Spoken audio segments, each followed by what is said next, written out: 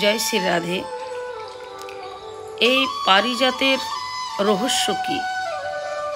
এই পারিজাত পুষ্প বৃক্ষটি কে নিয়ে এসেছেন এবং কখন এই বৃক্ষটি আনা হয়েছে?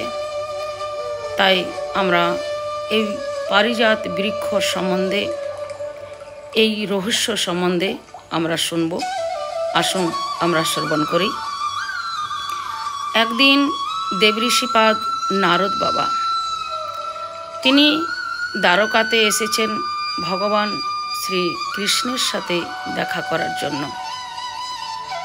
কারণ যেইখানেই ভগবান সেইখানেই নারদ বাবা।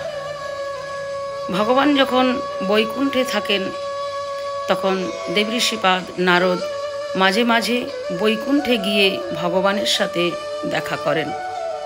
এখন যখন ভগবান দ্বারকাতে এসেছেন তখন দেবঋষিপাদ নারদ বাবা মাঝে মাঝে দ্বারকাতে আসেন ভগবান শ্রীকৃষ্ণের সাথে দেখা করার জন্য। তো দেবঋষিপাদ নারদ বাবা যখন ভগবানকে দেখা করার জন্য দ্বারকাতে আসছেন তখন তিনি স্বর্গে থেকে একটি পারিজাত পুষ্প হাতে করে নিয়ে এলেন।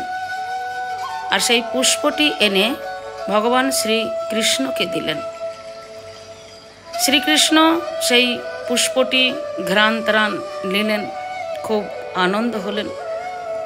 তখন দেবঋষিপাদ নারদ বাবা বললেন যে, হে প্রভু, এই পুষ্পটি যদি আপনি দেবী রুক্মিণীর খোপায় গুঁজে দেন তাহলে দেবী রুক্মিণীকে দেখতে খুব ভালো লাগতো। তো ভগবান দিলেন গুঁজে, আপত্তি কোথায়? ভগবানের তো রুক্মিণী পত্নী মহিষী, ভগবানের 16,108 জন মহিষী আছেন, কিন্তু প্রধান হচ্ছেন রুক্মিণী। তো রুক্মিণীর খোপায় দিলেন গুঁজে। দেবঋষিপাদ নারদ বাবা রুক্মিণীর খোপায় ফুলটি গুঁজিয়ে দিয়ে আর সত্যভামার কাছে চলে গেলেন। এদিকে সত্যভামা হচ্ছেন দেবঋষি নারদ বাবার শিষ্য। সত্যভামা দেবঋষি নারদ বাবার শিষ্য। তো যেই দেবঋষিপাদ নারদ বাবা সত্যভামার কাছে গেলেন, সঙ্গে সঙ্গে সত্যভামা গুরুদেবকে দর্শন করে তিনি গুরুদেবের পাদ্য অগ্র যা যা করার তিনি করলেন।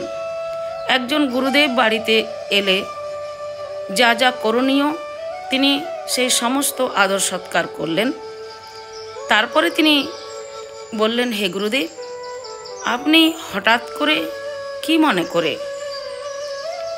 তখন দেবঋষিপাদ নারদ বাবা বললেন যে, হে সত্যভামা, আমি দ্বারকাতে এসেছিলাম ভগবান শ্রীকৃষ্ণকে দেখা করার জন্য।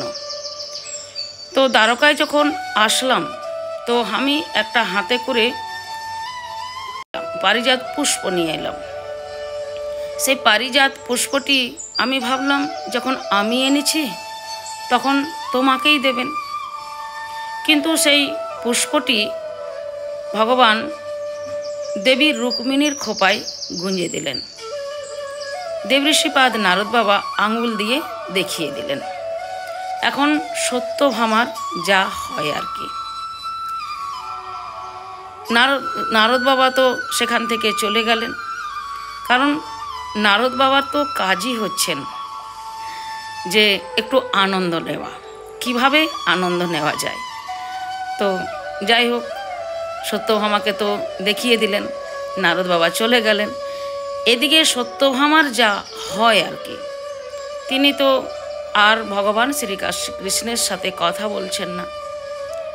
ভগবান দেখলেন এ কি হলো, এখনই তো সত্যভামা ভালো ছিল, কি ব্যাপার, কি হলো?